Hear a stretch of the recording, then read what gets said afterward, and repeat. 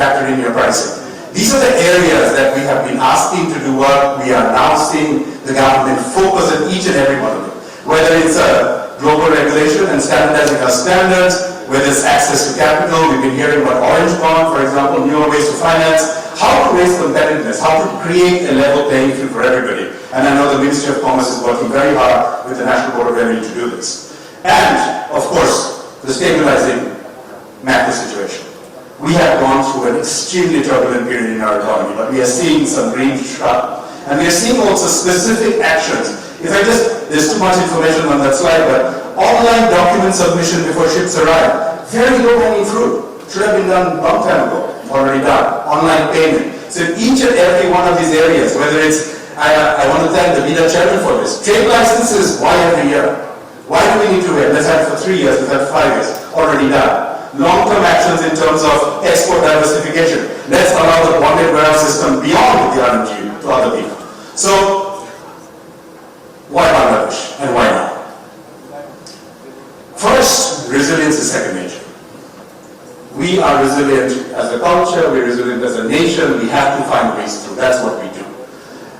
Whether it's natural disasters, whether it's man-made, whatever it is, whether it's the erosion of advantage, whether it's tariffs right now, we will have to find a way through. And I feel confident that working together, as we saw from the morning presentation, if the private sector and the government work together as we are doing now, and we continue to build that, we will find a way through. Location. We've heard about that extended market. It's not just, I would say, the immediate neighborhood. We're talking about the big B opportunity. According to the World Bank, the potential for increased growth in South Asia alone is $11 billion. So it's not just the Bangladesh market, it's way beyond that right now. I completely agree with Lutfi and with Ashik. Manufacturing is the story and must be the story, ladies and gentlemen. We have a population that is ready, that is willing to work in factories, that is not yet, if I may use the word, over-entitled, and they have the skills and they can be scaled.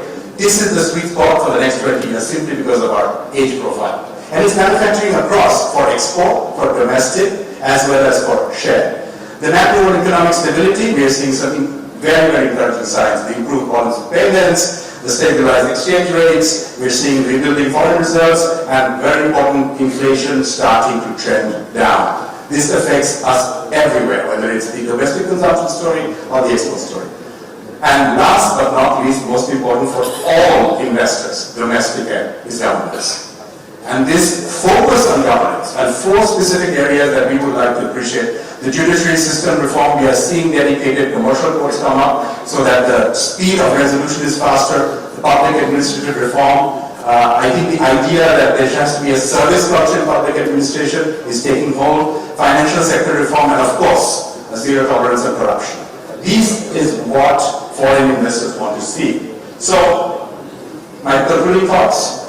Yes, we all know this number, right? There are more Bangladeshis than there are Vietnamese and Thais combined. But it's not just about the numbers. There are a few words in Bengali that do not translate. Mano, Biman, and one of my favorite words is Shokin. So you can help me, but I don't know how to translate Shokin. I believe it is people who like to buy things, who like to have nice things, not just buy, have nice things around them. We have a Shokin culture. And this is a culture that's not just about consumption and materialism, it's also about appreciating what we have. So I would say to you, Bangladesh is investable, Bangladesh is invincible, and Bangladesh is in us. Thank you very much.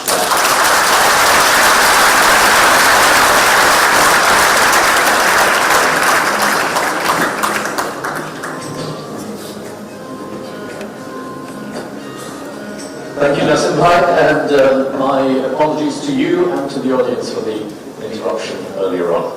Now we come to the next segment of the program, which is really, really exciting because we're going to be celebrating and recognizing trailblazers in 4 categories. But I'm not going to tell you any more. To do that, please welcome on stage Mr. Narayan Ramarochi, Head of Business Development at BIDA and the overall operations lead of this event.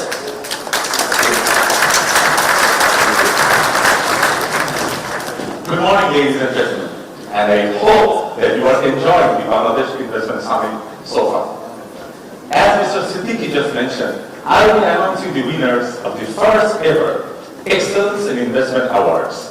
an award that recognizes and celebrates the journey and efforts of our investors who have made significant strides in reshaping Bangladesh's future through impactful investments. This year, the Excellence in Investment Awards will be given in 4 categories: innovation, ESG, foreign investment, and local investment. The award process was meticulously designed and implemented in partnership with KPMG, a globally recognized and independent professional services firm, bringing their global expertise and standards to ensure credibility, transparency, and fairness. Despite a very short application window, we did receive 167 applications, reflecting Bangladesh's dynamic and fast investment landscape. Can I please ask all of you to give a big round of applause to all the 167. The applications, though, they'll have to go through KPMG's globally accredited multi-step validation process that includes data verification, criteria-based scoring, and physical site validation. The shortlisted candidates then were presented in front of a 4-member high-level jury who eventually decided on the 4 winners for today. These inspiring organizations will be receiving a uniquely designed trophy by Mr. Shamul Sarkar, a renowned Bangladeshi sculptor known for his outstanding work on contemporary sculpture. The winner's trophy design reflects growth, economic progress, marked by innovation and inclusivity.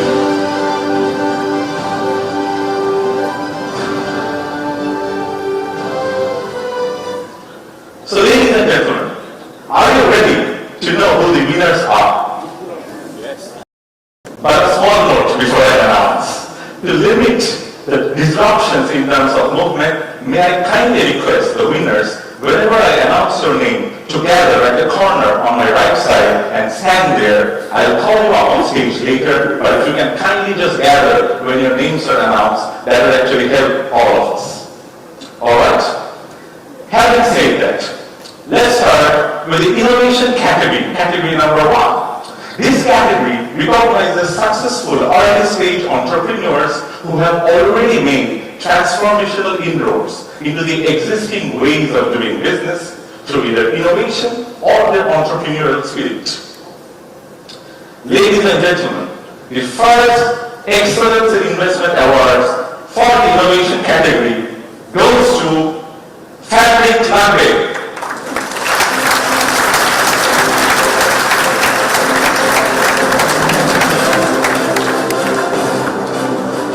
Established in 2021, Fabric Labe has played a revolutionary role in simplifying the textile industry ecosystem by creating a digital marketplace and automating the different elements of the value chain. Can we have a heavy on Fabric Labe, please? In just 3 years, Fabric Labe Limited has redefined Bangladesh's textile sector, digitizing trade, connecting 7,500 plus buyers, and empowering over 500 women entrepreneurs. Through bold innovation and inclusive investment, Fabric Labe is building a smarter, more connected textile ecosystem, reaching over 100 countries worldwide.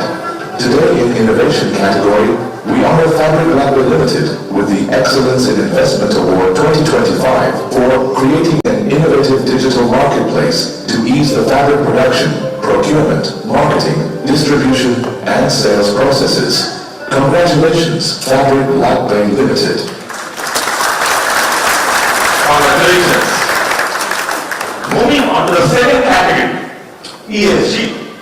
Sustainability and responsible business practices are the foundation of this category, and it recognizes organizations that have documented proof of contribution in environmental, social, and governance space through their investment strategies.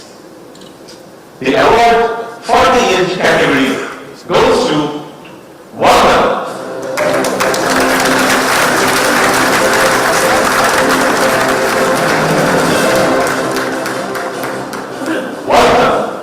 demonstrated continued excellence and commitment to sustainability by setting up mass renewable projects, employee well-being initiatives, and consistent commitment to financial standards and governance. Can we please play the AV for Walton? From a humble start in 2006 to becoming a publicly listed powerhouse, Walton High-Tech Industries has propelled Bangladesh's electronics industry to unprecedented heights, producing a wide range of electronics, reducing imports, and exporting to over 40 countries. Today, in ESG category, we honor Walton with the Excellence in Investment Award 2025 for maintaining high-quality environmental, CSR, and employee well-being projects, including 1,300 megawatt-hour annual renewable electricity production. Congratulations, Walton. Congratulations. Well, we are halfway there. The next category is foreign investors. The eligibility of nomination for this category included all organizations where foreign investors hold majority shareholding in a company. The award acknowledges the role of international investors in advancing our economic progress. Let's reveal the winner for foreign investors category.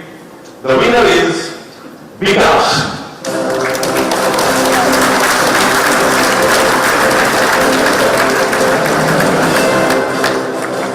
Bikash is the first unicorn startup of Bangladesh and has been consistently maintaining a stellar track record on both financial delivery and return for investors. Please, let's see what Bikash has done in the video. Launched in 2011, Bikash has attracted global investors like IFC and the Gates Foundation, powering Bangladesh's digital financial revolution. Bikash continues to transform lives through sustained investment and innovation. Today, in foreign investment category, we honor Bikash with the Excellence in Investment Award 2025 for high gross turnover delivery, lower bank debt, and excellent gross profit margin of over 20%. Congratulations, Bikash.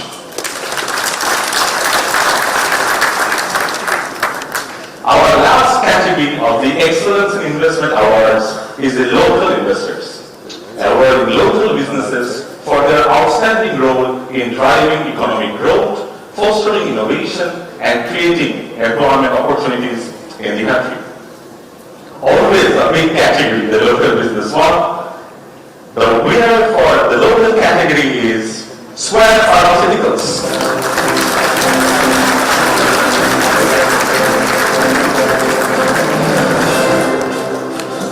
Congratulations to Square Pharma, which continue to be a pioneer in the category with world-class manufacturing and export-driven growth. Square, in fact, over the last 3 years has delivered 20% revenue. Can we watch a video on Square Pharma? From a small venture in 1958 to a pharmaceutical giant, Square Pharmaceuticals has forged a legacy of excellence. Pioneering world-class manufacturing and export-driven growth, Square invests in cutting-edge facilities, R&D, and talent.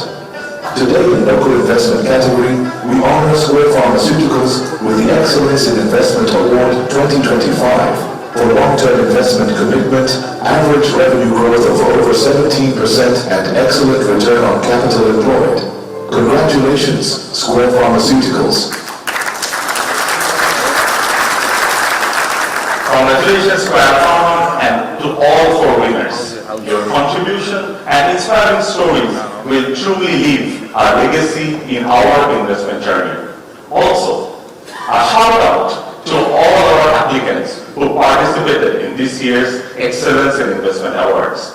You truly are the heart and soul of this economy, and we are truly, truly grateful to you. At this stage, to hand over the trophies to today's winners, may I humbly request our chief guest, Dr. Yunus, Honorable Chief Advisor of the Government of Bangladesh, to kindly come to the stage. I also request Mr. Ashik Chaudhry, Chairman of Bida and Beza, and Mr. Lutfi Siddiqui, Special Envoy to the Chief Advisor, to accompany Sarah to the stage.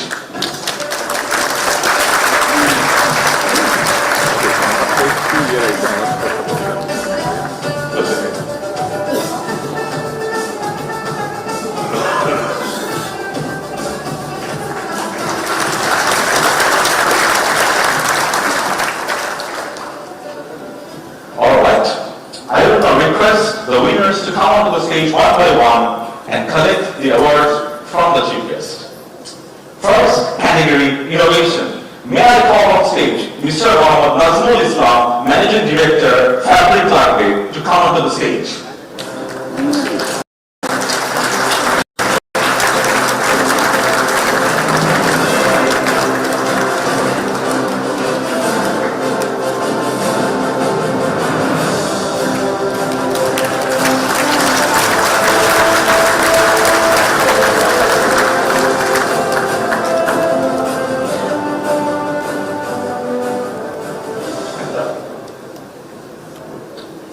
Next, for the ESG category, I humbly request Mr. S. Mahmoud Alam, Managing Director of Walton High Tech Industries, to come to the stage.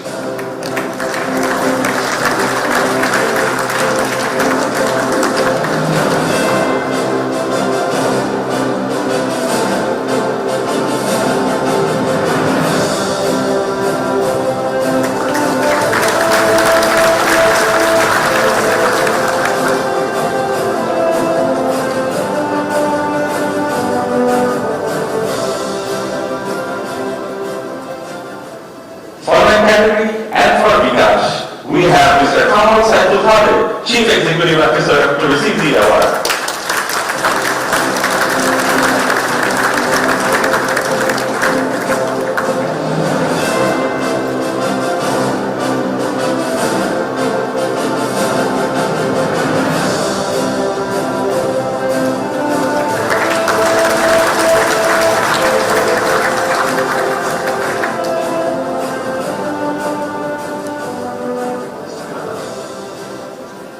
Last but not the least, for the local investment category, I request Mr. Eric S. Chaudhry, Director, Square Pharmaceuticals, to come to the stage and receive the award from the Honorable Chief Advisor.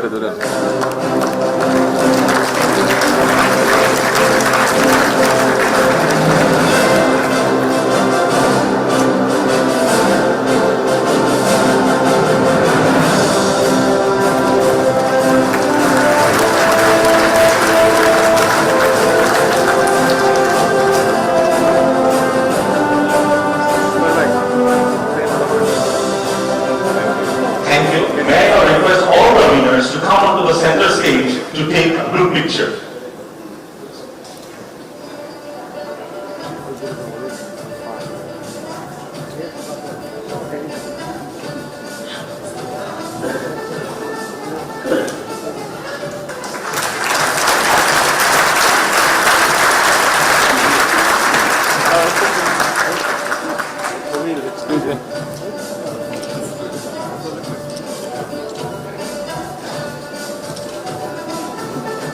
Thank you. That concludes our Excellence in Investment Awards, and I now request the winners to go back to their respective seats. Thank you, everyone. Hope you enjoy the rest of the session.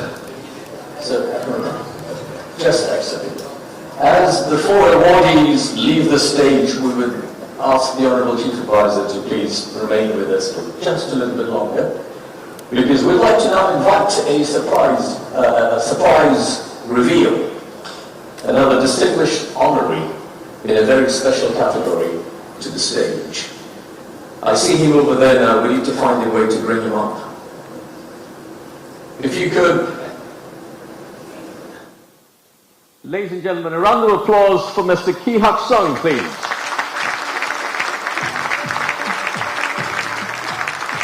As Mr. Sung makes his way to the stage, let me just say a couple of words. He's the founder, chairman, CEO of Youngwon Corporation, a Korean multinational company specializing in outdoor clothing and footwear.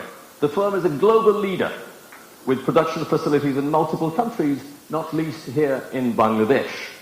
We're truly grateful for his 45-year-long dedication to this country and his pioneering work developing the eco-friendly Korean export processing zone over the years.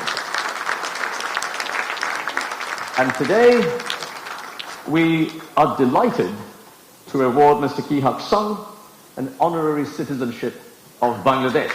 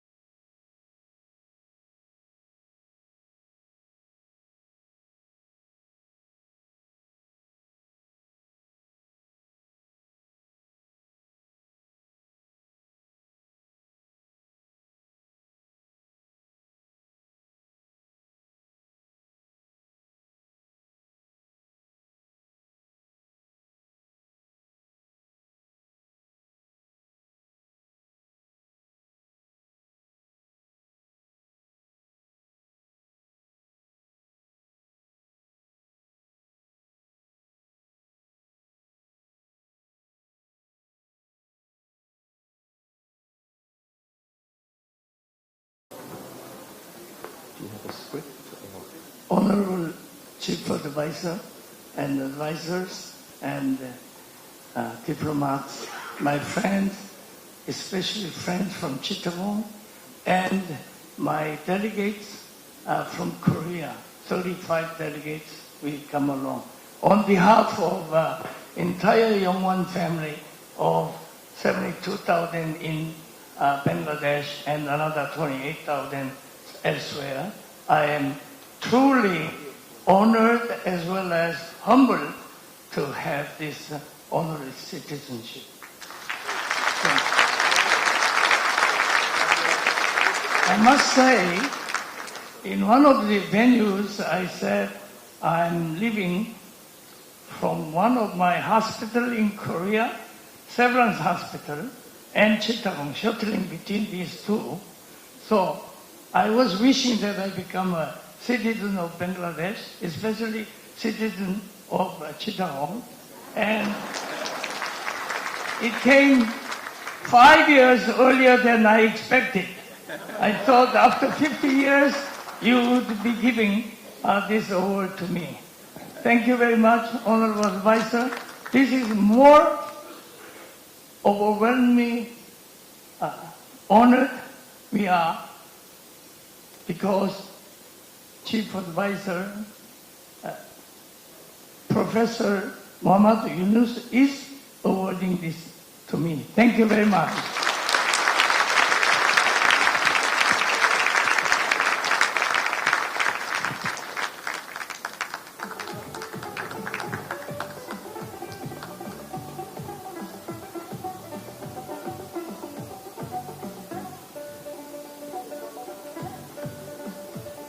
So it's now time for the grand finale of the opening plenary.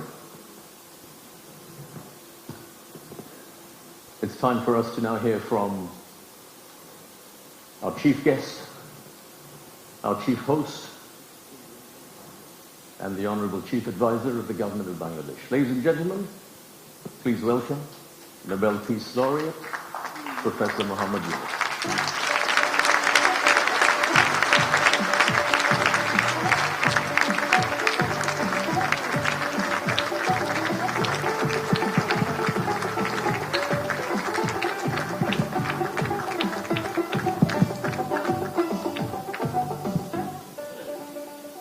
Assalamu alaikum.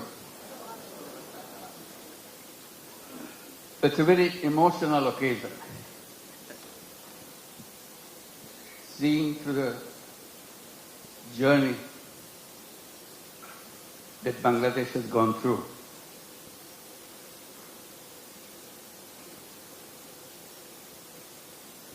People who are just presented, they are the heroes of Bangladesh.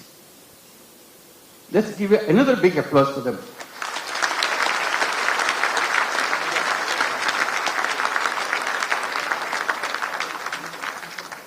Another standing ovation for our new citizen, Kyu-Huk-Sang. Wonderful. His dedication, his commitment. Thank you, please have your seat. Just doesn't have any boundary. He loves Bangladesh. He worked for Bangladesh. He loves the nature of Bangladesh. I wish you could visit his factory. And he brought so many delegations this time to come to show his new land of citizenship. Can the members of the Korean delegation please stand up so that we can give you applause? Yes, indeed. Thank you. Thank you so much. Wonderful. Yeah, fantastic.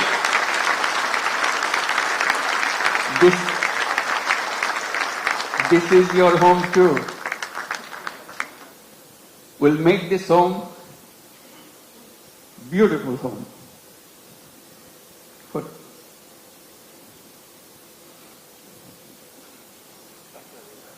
seeing them today,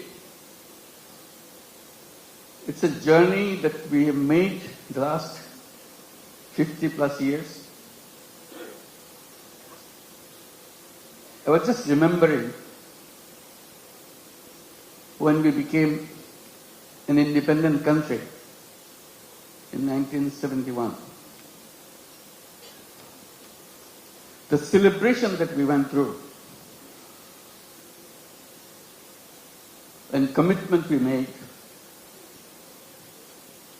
for building a new nation. Despite sacrifices of lives for achieving that independence, we rejoiced. We are free. That was 1971. Then came 1974.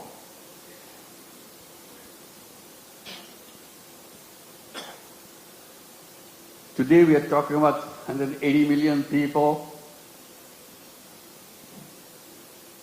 In 1971, we were just about 1/3 of that size in population. Still the same country.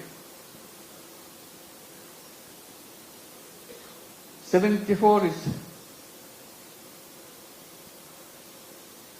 a year that we cannot forget.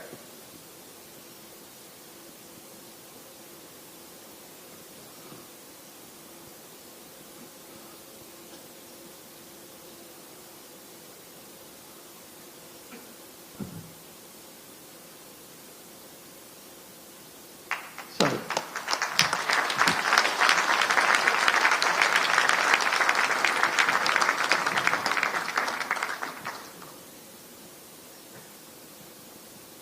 Sorry, my words.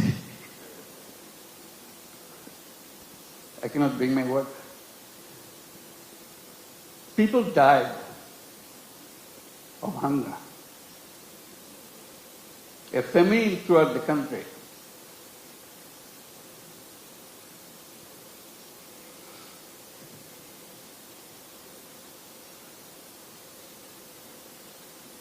One and a half million people died.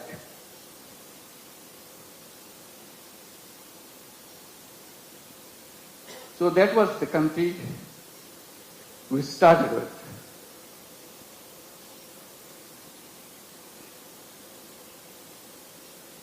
We used to grow one crop. We didn't know any other way.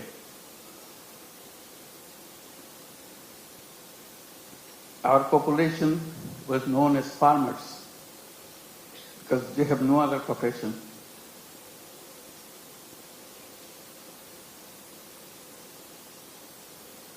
And of them,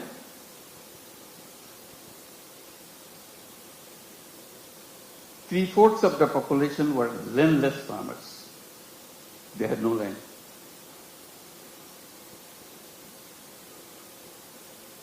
They used to lease in a tiny bit of land from the people who had little bit of land to make a living by one crop. If you heard the word dirt poor,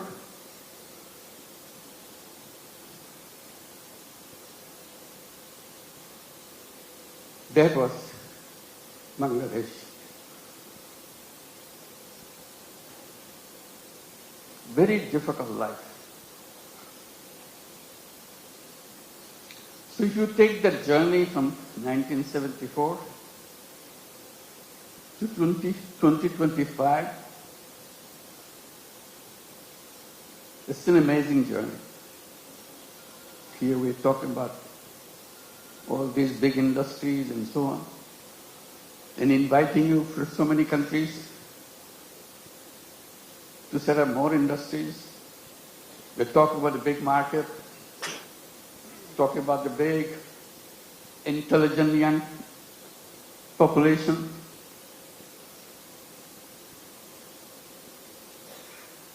That's Bangladesh.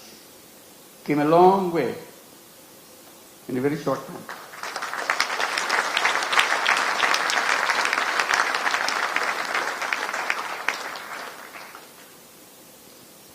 In that famine-ridden country, one little initiative came just to relieve the burden of watching what's going on. To help people to lend money, tiny little money, $2, $3,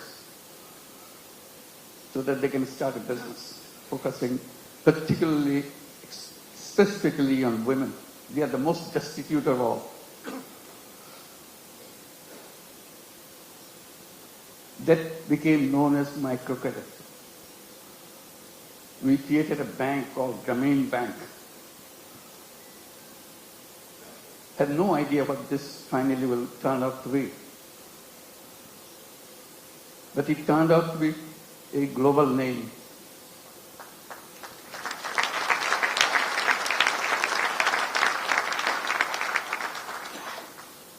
Because no matter which country you are,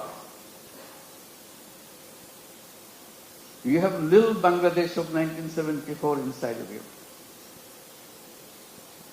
You don't recognize it. You hide it by giving public money to them. So I always raise the voice. Giving public money to poor people is no solution at all. Solution is creating the structure, framework, which can unleash the energy of the people. And microcredit was just a small effort of that.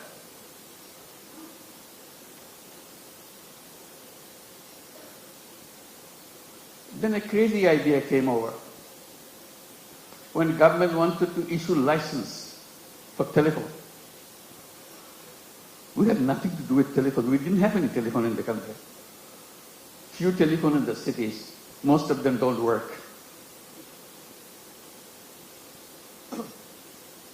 So we thought, why don't we apply for a license for a telephone company? A crazy idea. Government asked, what do you do with the telephone company? What business you got to do? I said, we'll give it to poor women. They laughed at us. To make a long story short, we got a license. Called it Grameen Phone. Because we had a Grameen Bank, Grameen Phone.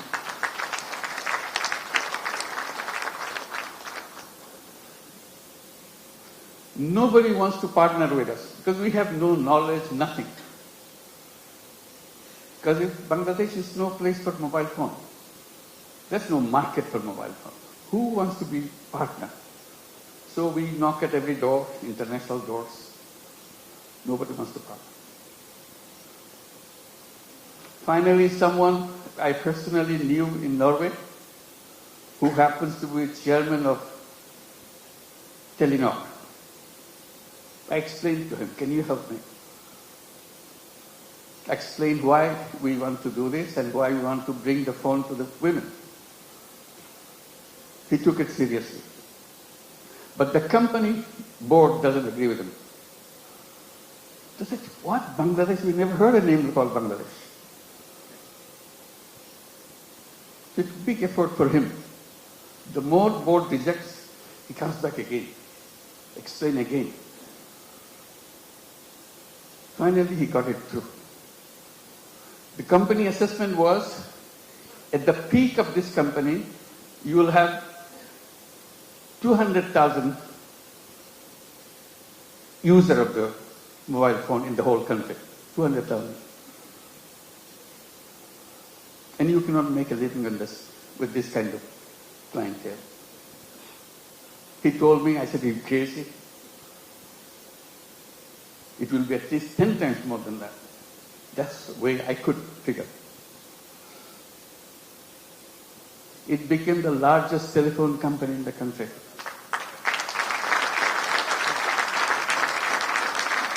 And women were the recipient of those telephone handsets, to turn them into what we call telephone ladies, sell the telephone service of the company. Men cannot apply, men cannot get the phone. Only poor women of Grameen Bank, not all women, only poor women of Grameen Bank can get a phone. Totally illiterate, has nothing to do, doesn't even know what a phone is. We train them. They started selling the service, saying, if you want to make a phone call to your son in the Middle East, in the meantime, Middle East saga began. So people wanted to talk. It became a roaring business. Soon, 100,000 women selling telephone service all over Bangladesh. It became so popular, everybody wanted to have a phone.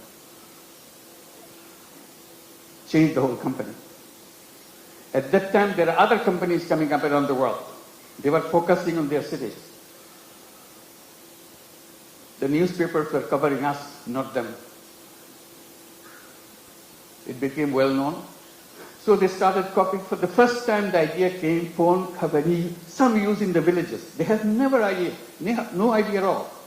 The telephone has any meaning in the villages. They're all concentrated on the cities. Telephone industry globally changed.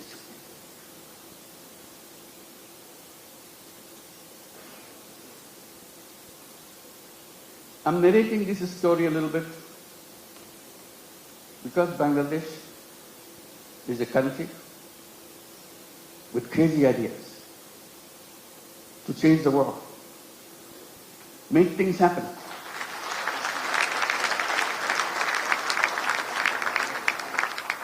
Everyone you saw on the stage receiving the award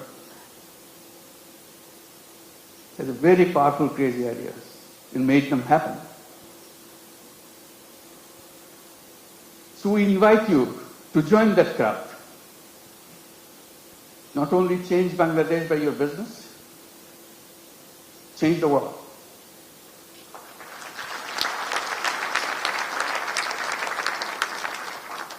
I keep reminding people, yes, you want to make profit, go ahead, make profit.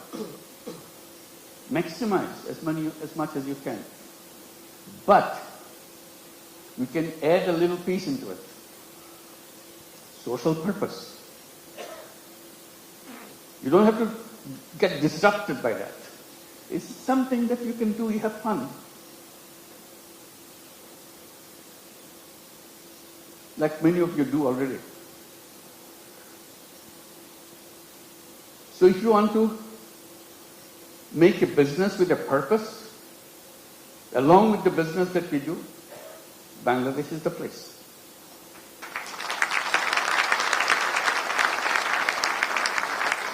You will not know what your business will be like. Why the whole world is following you.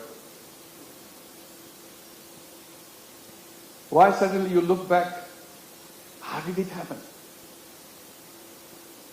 Bangladesh makes it happen.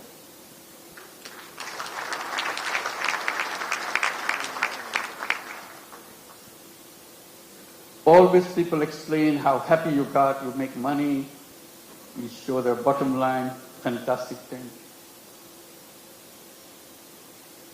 I try to add a little bit to that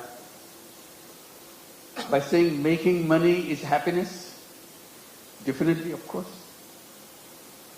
But making other people happy is a super happiness.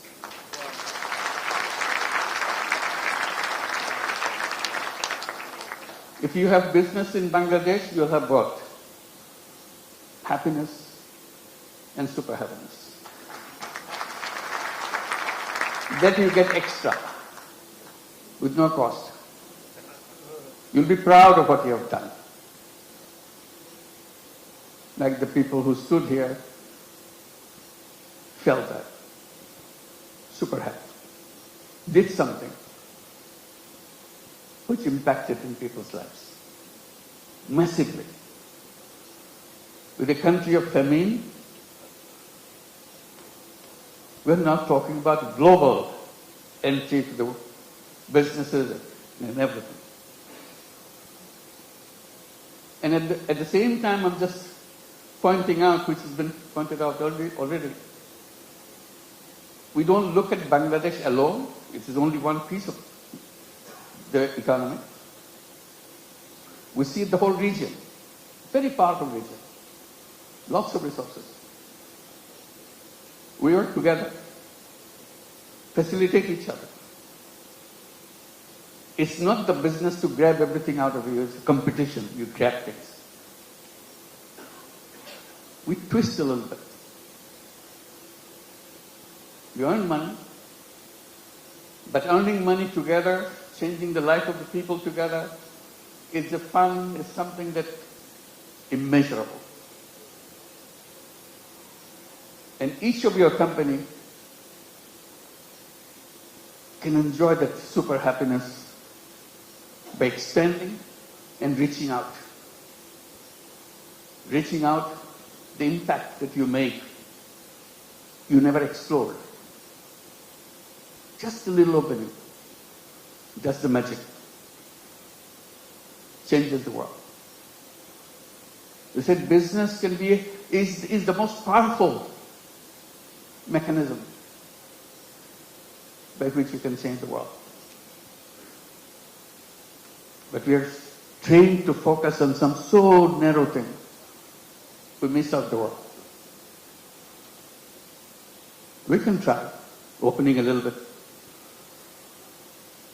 And I emphasize by saying, let's create a new civilization where you're wide, we're open, we embrace the world. I underscore by saying we can create a world of 3 zeros. It can be done with the businesses, not by the government. Government cannot achieve that. That's not the function of the government. It's the function of individuals, human beings. We are human beings. We can change the world. And business gives us a big, powerful tool in our hand. The new civilization, I say, should be a civilization where there will be no carbon emission. We can do that. That's where the business innovation comes. All we have to do is just pay attention to that side. No carbon emission. It's a self-destructive system if you allow carbon emission to continue. No wealth concentration. It's fun to make money, but wealth concentration is the most dangerous thing to human being. It will destroy the whole world. And zero unemployment. The young people get excited about it. Because all of you are entrepreneurs, not job seekers. Think like an entrepreneur. Make things happen. And Bangladesh is a place to see that. How suddenly people, we are known as farmers. We're a country of farmers, landless farmers. We didn't have any land, much land, little. Only in the 70s, early 60s maybe, 60s, some crazy young guys from the universities dared to enter into something which is happening in the country because of business interests of other countries, garment industry.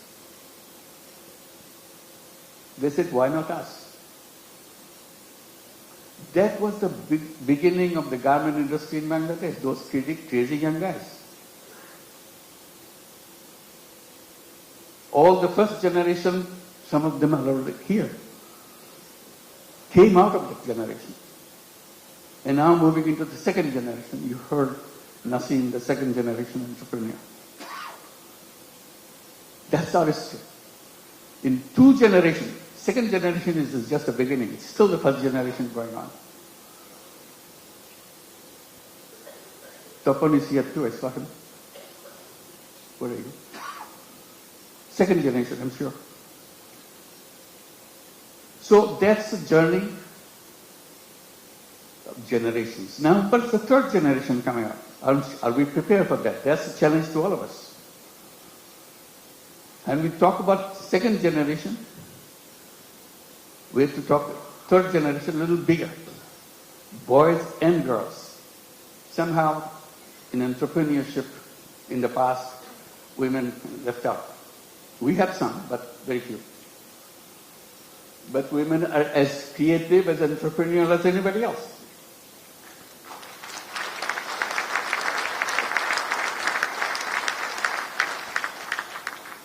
Together, those young generations will change the world. They have the technology, they have the creativity, innovativeness, and problem-solving ideas. We don't have to look at the problem the same old way that we did it 50 years back. Waiting for the government to do something. We people can do that. That's the chance. So today it makes me very happy that we can gather together, and talk about creating that world.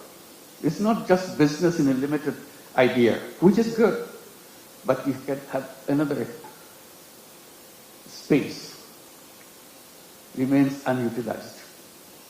Let's use this too. And Bangladesh, the business in Bangladesh is not only for Bangladesh, that's the point. It could be for the whole world. Whoever thought that microcredit, which started in a tiny little village, now would be a prime business in the United States, in America.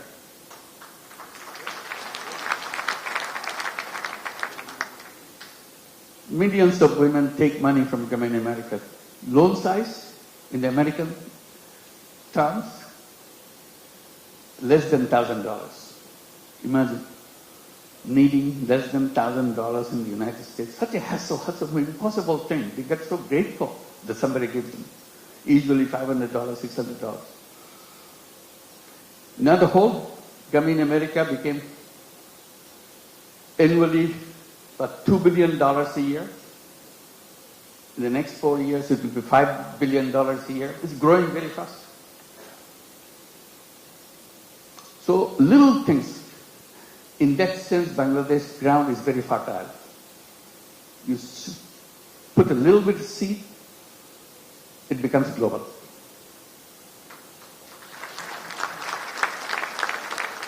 I wish I could tell all the stories that happen in Bangladesh, but I get very tempted, but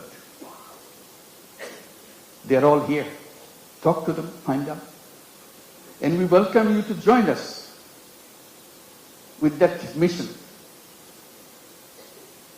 creating a new world for the whole world. Thank you very much.